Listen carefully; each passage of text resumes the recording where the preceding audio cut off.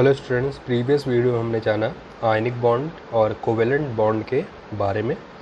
आज हम बात करेंगे बेटा कोऑर्डिनेट बॉन्ड के बारे में, जिसे हम डेटिव बॉन्ड या कोऑर्डिनेट कोवेलेंट बॉन्ड के नाम से भी जानते हैं।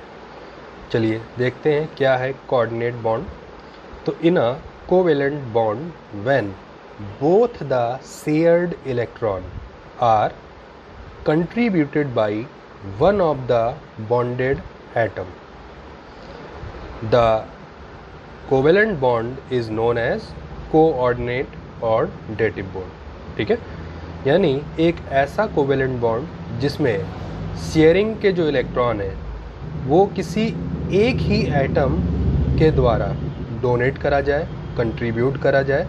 ठीक है, दूसरा वाला एटम ऐसा ना करे। तो किसी एक ही एटम से अगर इलेक्ट्रॉनों की शेयरिंग हो रही है तो इस टाइप का जो कोवेलेंट बॉन्ड होगा उसे हम लोग नाम देते हैं कोऑर्डिनेट और डेटिव बॉन्ड।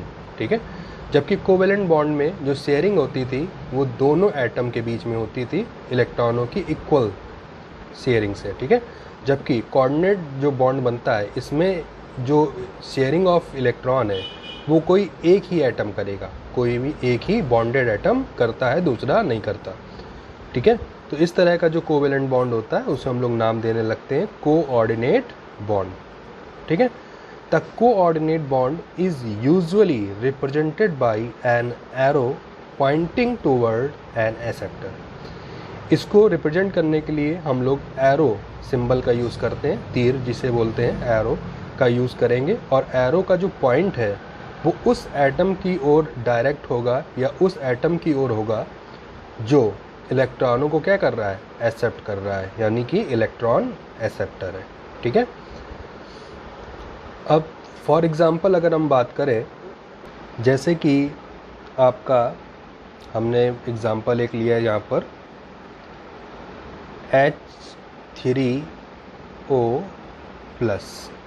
ठीक है, H3O+।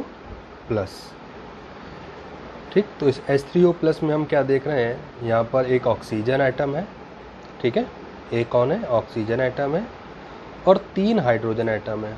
ठीक, और जैसा कि हमने जानते हैं कि ऑक्सीजन का एटॉमिक नंबर कितना होता है, 8 होता है, और outer most cellular number of electron कितने होते हैं, 6 होते हैं। तो हमने 1 2 3 4 5 और 6, ये हमने 6 इलेक्ट्रॉन को यहाँ पर रिप्रेजेंट करा। और हाइड्रोजन के आउटर मोस्ट सेल में नंबर ऑफ इलेक्ट्रॉन कितने होते हैं, 1 होते हैं। ठीक है, और इसको एक ही इलेक्ट्रॉन और चाहिए होता है अपना डुप्लेट कंप्लीट करने के लिए। ठीक, तो हमने इस तरह से इसको रिप्रेजेंट करा। और यहाँ पर जो प्लस चार्ज लग रहा है उसको हमने क्या करा, एक ब्रैकेट बनाया और ब्रैकेट के ऊपर यहाँ पर लगा दिया। ठीक है, ज़्यादा जो प्लस चार्ज है वो बेसिकली, ठीक है, हाइड्रोजन के ऊपर है। ठीक है, हाइड्रोजन ऊपर है। ठीक है, तो अब होगा क्या, देखिए हाइड्रोजन के पास एक इलेक्ट्रॉन इसके पास है और एक इलेक्ट्रॉन इसके पास है। ठीक है, और एक हाइड्रोजन के ऊपर बेटा प्लस चार्ज लगा हुआ है। एक हाइड्रोजन के ऊपर प्लस चार्ज लगा है, मतलब एक ही इलेक्ट्रॉन था, वो भी उसने क्या कर दिया, डोनेट कर दिया। ठीक है, मतलब इसके पास एक भी इलेक्ट्रॉन नहीं बचा, और उसको 2 इलेक्ट्रॉन चाहिए अपनी पहली सेल में डुबलेट को कंप्लीट करने में। पहली सेल में 2 इलेक्ट्रॉन होते हैं, 2 इलेक्ट्रॉन को डुबलेट बोलते हैं। ठीक है, जिस तरह से ऑड इलेक्ट्रॉन को ऑक्टेट बोलते हैं। ठीक, तो होगा क्या, इसको 1 चाहिए, इसको 2 चाहिए, तो पहले क्या करेगा, एक इसके साथ शेयरिंग करा इसने। ठीक है, तो देखो इसका 2 हो गया, इसका 7 हो गया। एक इसके साथ शेयरिंग करा इसने। ठीक है, एक इसके साथ शेयरिंग करा तो इसका भी कितना हो गया, 2 हो गया, इसका कितना हो गया, 7 हो गया।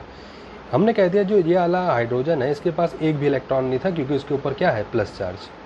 तो अब ये क्या करेगा, इसको 2 इलेक्ट्रॉन चाहिए, तो हमने क्या देखा, ऑक्सीजन का ऑक्टेट कंप्लीट हो गया। क्यों, एक इलेक्ट्रॉन इसके साथ शेयर कर लिया, एक इलेक्ट्रॉन इसके साथ शेयर कर लिया। ठीक है, और इसके पास हम लोग क्या देख रहे हैं, ऑक्टेट भी कंप्लीट है और एक्स्ट्रा इलेक्ट्रॉन भी है जो बॉन्ड फॉर्मेशन कर सकते हैं।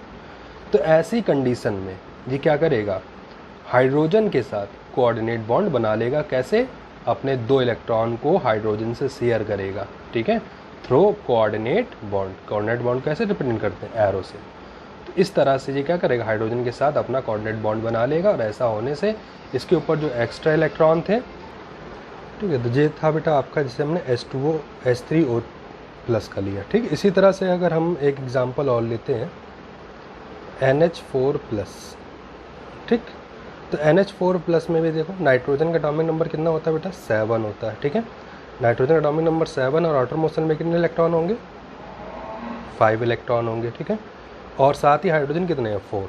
तो 1 2 3 4, ये 4 हाइड्रोजन हो गए। एक हाइड्रोजन के ऊपर कोई प्लस होगा तो किसी भी एक हाइड्रोजन पे ले लेंगे, तो हमने इस पे और इस पे इलेक्ट्रॉन शो कर दिए और इस इलेक्ट्रॉन पे इस हाइड्रोजन ने अपना एक इलेक्ट्रॉन डोनेट कर दिया, इसकी वजह से प्लस चार्ज आ गया। आप चाहो तो प्लस चार्ज इस हाइड्रोजन पे लगा लो, नहीं तो इसको ऐसे ब्रैकेट में बंद करो और ऐसे लगा लो, ये अंडरस्टूड हो जाएगा कि इस वाले हाइड्रोजन में प्लस चार्ज है, ठीक है। फिर आप क्या देखते हो, इसके पास कितने इलेक्ट्रॉन है, 5 इलेक्ट्रॉन है, ठीक है। और इसको कितने चाहिए ऑक्टेट कंप्लीट करने के लिए, 3 चाहिए। और इन हाइड्रोजन को एक एक चाहिए जिससे इनका डुप्लेट कंप्लीट हो जाएगा। तो एक इलेक्ट्रॉन इसने इसके साथ शेयर करा, एक इसके साथ शेयर करा और इसके साथ शेयर करा। ऐसा करने से क्या हुआ, इनका ऑक्टेट कंप्लीट हो गया। 5 में से इसके 3 इलेक्ट्रॉन ने बॉन्ड बना लिया, तो इसका क्या कंप्लीट हो गया, ऑक्टेट कंप्लीट हो गया और इसका डुप्लेट कंप्लीट हो गया, ठीक है। और फिर इसके पास 2 इलेक्ट्रॉन एक्स्ट्रा बच भी तो गए, आउटर मोस्ट में 5 थे ना, 5 में से 3 नहीं बॉन्ड बना, इससे ऑक्टेट कंप्लीट हो गया, ठीक है। और फिर क्या देखना है, हाइड्रोजन के ऊपर प्लस चार्ज था, इसके पास एक भी इलेक्ट्रॉन नहीं थे और इसको अपना डुप्लेट कंप्लीट करने के लिए 2 इलेक्ट्रॉन चाहिए। तो ये क्या करेगा, इसको जो अपने एक्स्ट्रा इलेक्ट्रॉन है, ठीक है, उसके साथ शेयर कर लेगा। कैसे शेयर करेगा, थ्रू कोऑर्डिनेट बॉन्ड, ठीक है। तो ये चीज़ था कोऑर्डिनेट बॉन्ड कहाँ पर फॉर्म होता है और किस कंडीशन पर फॉर्म होता है, ठीक है। तो ये था कोऑर्डिनेट बॉन्ड। अब हम आप उसकी कंडीशन बता देते हैं कि कैसे ये कंडीशन कहाँ फॉर्म होना चाहिए कोऑर्डिनेट बॉन्ड। तो एग्जांपल आपको समझ में आता है तो हम बढ़ते हैं इसकी कंडीशन की ओर। कंडीशन जो है कोऑर्डिनेट बॉन्ड की वो क्या है, चलिए देखते हैं। फर्स्ट बेटा है the donor atom must contain lone pair of electron to donate. जो इलेक्ट्रॉन डोनेट कर रहा है, डोनर एटम कौन होगा, जो इलेक्ट्रॉन डोनेट करेगा, उसके पास एटलीस्ट 1, कम से कम एक लोन पेयर ऑफ इलेक्ट्रॉन होना चाहिए। जैसा कि आप यहाँ पर देख रहे हो, यहाँ पर ऑक्सीजन पे कितने थे, 2 लोन पेयर बच रहे थे ना, बॉन्डिंग के बाद, शेयरिंग के बाद, अपना ऑक्टेट कंप्लीट करने के बाद। यहाँ पर नाइट्रोजन पे 1 बच रहा था, इसलिए ये अपना कोऑर्डिनेट बॉन्ड बना सकता है। तो ध्यान रखना होगा, जो कोऑर्डिनेट बॉन्ड बना रहा है उसके पास at least 1 lone pair of electron होना चाहिए, ठीक है। अगर है तो वो कोऑर्डिनेट बॉन्ड बनाएगा, नहीं तो नहीं बनाएगा, ठीक। दूसरा क्या है बेटा, acceptor atom must contain at least 1 empty orbital. और जो इलेक्ट्रॉन एक्सेप्ट कर रहा है उसके पास एक ऑर्बिटल ऐसी होनी चाहिए जो एम्प्टी हो, खाली हो, तो वो कोऑर्डिनेट बॉन्ड बनाएगा, नहीं तो नहीं बनाएगा, ठीक है। तो ये दूसरी कंडीशन है, ठीक। तो जो एक्सेप्टर एटम है उसे लोन पेयर एक्सेप्ट करना चाहिए और जो डोनर एटम है, ठीक है, जो एक्सेप्टर एटम है उसके पास एक एम्प्टी ऑर्बिटल होना चाहिए और जो डोनर एटम है उसके पास at least 1 lone pair of electron होना चाहिए, ठीक है। तो ये 2 कंडीशन होती हैं कोऑर्डिनेट बॉन्ड फॉर्म करने की, ठीक। अब इसके कुछ कैरेक्टरिस्टिक्स हैं, तो वो कैरेक्टरिस्टिक्स क्या हैं, चलिए देखते हैं। पहला है बेटा, these are usually insolvable in water but solvable in organic solvent. जब वाटर में तो इनसॉल्वेबल होता है, बट ऑर्गेनिक सॉल्वेंट जैसे कि आपका बेंजीन हो गया, ठीक है, तो और टॉलुइन हो गया, ठीक, ईथर हो गया, इनमें इस तरह के जो कंपाउंड होते हैं जो कोऑर्डिनेट बॉन्ड बनाते हैं वो सॉल्वेबल होते हैं, बट वाटर में क्या होगा, इनसॉल्वेबल होगा। सेकंड क्या है, the melting and boiling point of these compounds are higher than pure covalent compound, they are bad conductor of electricity, ठीक है। इनका जो मेल्टिंग और बॉइलिंग पॉइंट होता है वो परफेक्टली कोवेलेंट कंपाउंड के मेल्टिंग और बॉइलिंग पॉइंट से ज़्यादा होता है, ठीक है।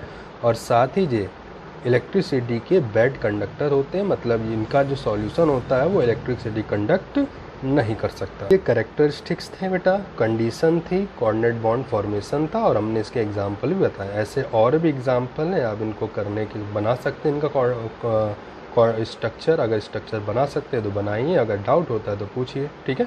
तो ये कोऑर्डिनेट बॉन्ड था, तो यहाँ से आपके जो वो इंटर एटॉमिक बॉन्डिंग थी वो कंप्लीट होती है, ठीक है। अब हम बढ़ेंगे अपने नेक्स्ट टॉपिक की ओर।